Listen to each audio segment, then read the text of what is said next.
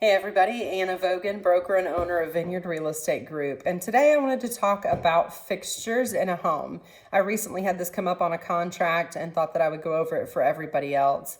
By definition, a fixture, and as a legal concept, means any physical property that is permanently attached or fixed to a real property. A lot of times this is concerning land, like a barn or a fence or something along those lines. Property not affixed to real property is considered a chattel property. Fixtures are treated as part of a real property, particularly in the case of a security interest. So what is the example of a fixture? Especially in a residential property, since that's what a lot of us deal with the most.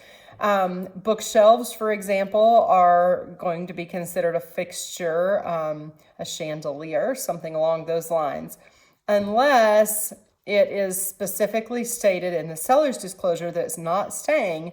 Fixtures are assumed to be staying. Now, you need to please, if it's not something that's listed in the bottom of the seller's property disclosure where you can check off, yes, this is staying, no, it's not staying, I highly suggest that you make a note stating that a particular item that your client is in love with is staying or going. So if you are representing the buyer, I strongly suggest that the buyer requests something that you might consider a fixture in the contract, because there has been a lot of back and forth about this, especially regarding the new Nest cams or the smart thermostats.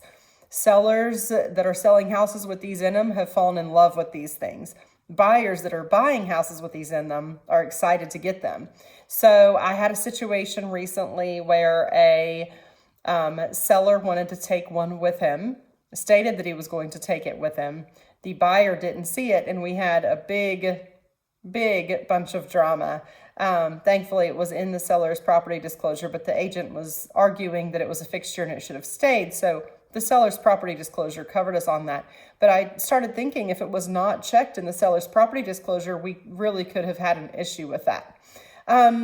Also, in line with fixtures, let's say that it is marked as going with the seller, but the seller didn't remove it in time. They just assume that they can come back after closing and take it with them. If it is not removed in time, it becomes by default the property of the buyer. So make sure that your seller knows that. And then the last thing that I would like to go over regarding this, I personally have had sellers say, is it necessary that I patch these holes? The answer is yes, you need to patch the holes in your house.